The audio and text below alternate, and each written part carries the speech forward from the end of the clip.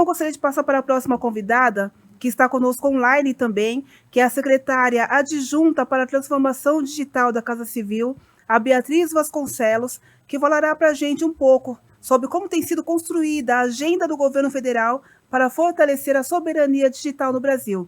Beatriz, está com a palavra, seja bem-vinda. Em primeiro lugar, muito obrigada pelo convite, é um prazer, aprendi bastante com os panelistas, né, os convidados anteriores, inclusive, mais uma vez, junto com a Bea, teve um último painel que eram 3 Beatriz, então, estamos juntas aqui, sempre elevando aqui o número de Beatriz no painel. Bom, pessoal, vou mostrar aqui para vocês como que a gente tem pensado sobre esse tema de soberania digital dentro do governo. É um tema que está aparecendo todos os dias, e se não for todos os dias, talvez em todas as reuniões que eu participo, quase todas mesmo são com esse tema. E antes, só para dar um contexto de como que a gente está visualizando a agenda digital e a governança digital. Acho que por muito tempo o governo federal ele se destacou muito na agenda de transformação digital de serviços, né? O GovBR é realmente um benchmark, né, no Brasil, e a gente tinha um entendimento dentro do governo muito forte de que o digital era a transformação de serviços. E isso mudou faz tempo. Acho que fomos ganhando o amadurecimento de que, na verdade, as questões de transformação digital vão muito, muito além de serviços, elas estão associadas à infraestrutura, elas estão associadas à economia, a questões de soberania, a questões de democracia. Então, por isso, foi criado o Comitê Interministerial para a Transformação Digital, que a gente chama do CIT Digital, é uma instância de governança dentro da Casa Civil, que consta também com a participação de 7 ministérios em seu pleno e praticamente todos os ministérios nas câmaras técnicas de transformação digital do Estado, de soberania, de economia digital e de cidadania digital e democracia. Então, dentro da Casa Civil, a gente faz essa coordenação das prioridades das agendas e também garante que os projetos prioritários do governo aconteçam. E esse tema da soberania, ele vem surgindo desde o início do governo, mas muito mais forte nos últimos meses. Tá? Então, lógico que a questão geopolítica impulsionou esse tema. O presidente Lula começou a nos perguntar sobre as questões de soberania, ele queria entender quais eram as vulnerabilidades do Brasil nessa agenda do digital, até porque acho que foi surpreendido de alguma forma pelas negociações, né, com os Estados Unidos e quão relevante o tema do digital se demonstrou a ser. Então, começou a surgir muito interesse político e também do presidente nessa agenda. E internamente a gente se organizou para fazer um diagnóstico de como estávamos, quais eram as nossas fragilidades e oportunidades também, mas acho que num primeiro momento até bastante focado nos riscos e nas vulnerabilidades. E eu vou mostrar para vocês como que a gente pensou. Eu preparei alguns slides bem, bem rapidamente para compartilhar com vocês como que foi esse processo. Eu não consigo mostrar exatamente como ficou o resultado e os números, eles estão sendo compartilhados com um grupo bem pequeno de pessoas dentro do governo, até porque são bastante as fragilidades, mas vou mostrar para vocês como que a gente pensou e se organizou para chegar nesse resultado.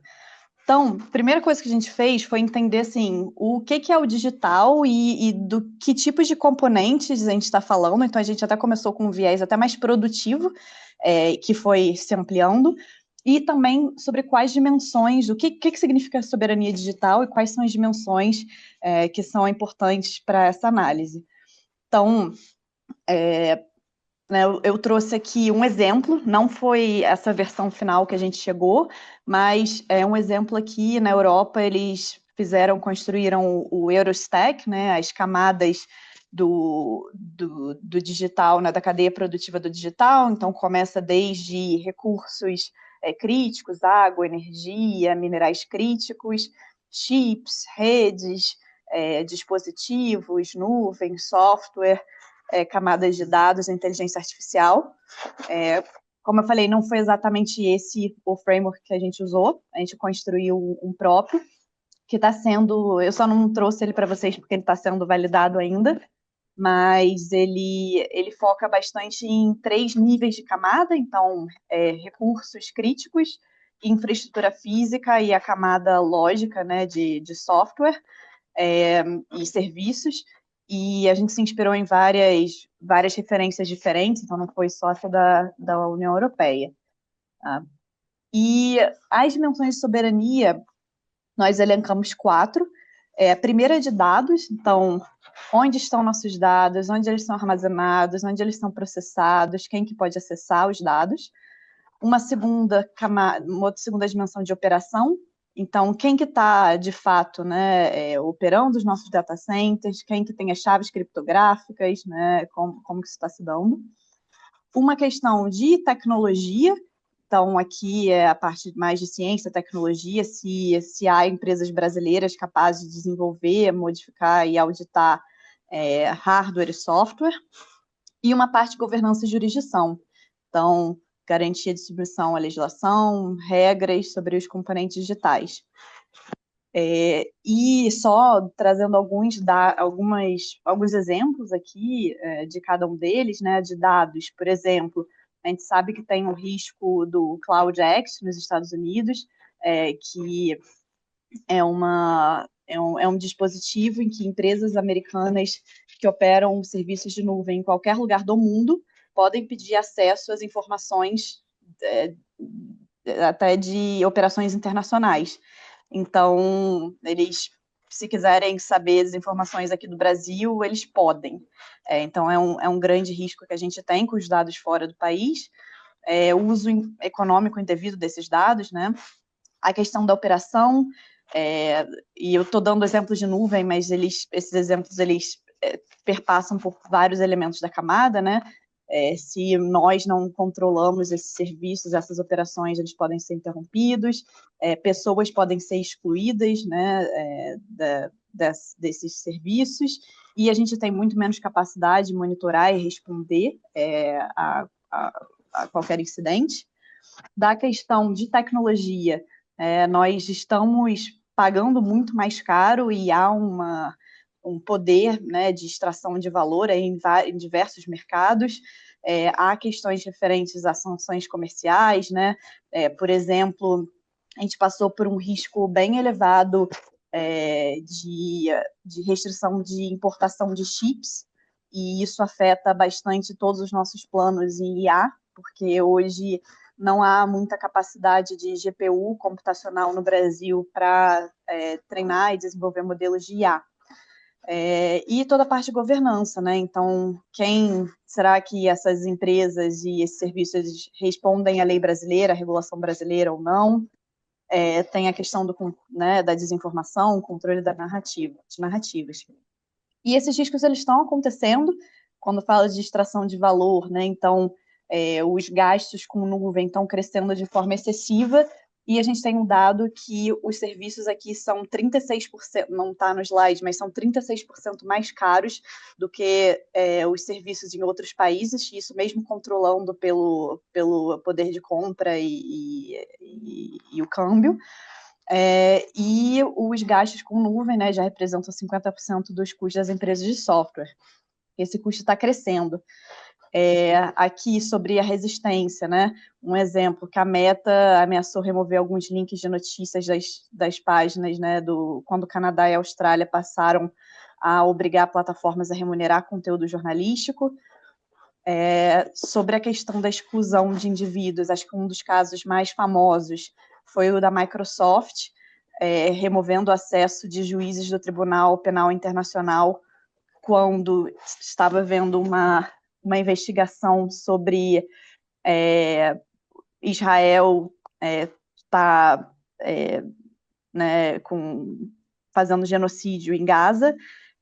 Então, a Microsoft, o Trump decidiu por essa sanção e no dia seguinte a Microsoft tirou esse acesso, e foi um caso bastante emblemático, né, que mostra o poder dos Estados Unidos sobre operações fora do país. E a questão de controle de narrativas, né? Se a gente pergunta, por exemplo, no chat GPT quem inventou o avião em português, ele vai dizer que é o Santos Dumont. Se a gente perguntar em inglês, ele vai dizer que são os irmãos Wright. E isso é só um exemplo, né? Mas o fato de nós não termos também o controle, um LLM treinado em português, né? Com os nossos parâmetros, né? De forma aberta, ele também faz com que a gente esteja um pouco na mão de outros modelos de outros países que dão respostas também diferentes. E aqui o que a gente tem feito, eu vou até parar de compartilhar e vou falando que fica um pouco melhor, mas além dessa, a gente fez essa avaliação, tá? Então passamos item a item do que a gente está chamando da cadeia produtiva do digital e todos os riscos, fizemos uma avaliação de priorização de quais são os principais, porque não dá para, adoraríamos fazer todos ao mesmo tempo, mas inclusive a maior parte deles não se resolve do dia para a noite, tem várias ações mais imediatas, mas as mais graves e mais críticas, elas não se resolvem tão facilmente. Então, fizemos uma priorização e estamos atuando e coordenando como as prioridades da Casa Civil vários desses temas. Um segundo ponto que a gente começou a fazer foi das decisões de compras públicas com foco em soberania. Então, eu posso dizer para vocês hoje que tem 2 grandes ações do PIBIA que anteriormente não estavam sendo considerados critérios de soberania para compra e agora se tornaram os principais critérios, assim, entre os principais critérios de soberania tecnológica, parceria com empresas nacionais, investimentos em ciência e tecnologia junto à compra, critérios de termos-chave criptográficas, toda a parte de cibersegurança, etc. Então, isso está se disseminando nesse âmbito das compras. Nós criamos também no sítio digital um grupo de trabalho de serviços de nuvem, isso com o objetivo de explorar regras e regulações que aumentem a nossa resiliência no Brasil, não apenas no setor público, mas também no país, né, no setor privado também, o regulado e não regulado. Então, é um grupo que está indo super bem, a gente está bem feliz assim, com os resultados, têm sido bastante robustos, e a gente deve propor também regulações um pouco mais rigorosas nesse mercado. Temos a política de economia de dados, que também está indo nessa direção de pensar na soberania, da extração de valor dos dados ser nacional. E o próprio sítio digital, a BA comentou, né, da e-digital, a gente vai começar agora um processo de revisão da e-digital que expira em 2026, então a gente deve começar uma tomada de subsídios muito em breve, e o objetivo é que seja uma estratégia bastante diferente das anteriores, que dê conta, né, de ter um olhar do digital que agregue uma visão de Estado, economia e democracia, e que tenha também a soberania digital como um dos princípios mais fortes e centrais. Acho que de forma bem breve, essas são as principais iniciativas. Como eu falei, né, o presidente também tem se interessado bastante no tema. A gente tem feito, inclusive, várias reuniões ministeriais sobre as questões associadas ao tema de soberania digital. Então, acho que, de alguma forma, né, os Estados Unidos até nos ajudaram a abrir os olhos para várias questões que estavam um pouco debaixo do tapete. Então, eu sinto dentro do governo um crescente alinhamento em relação à importância e também ao que fazer em relação a esses temas. Acho que é isso. Obrigada pela oportunidade e fico à disposição também para conversar com vocês.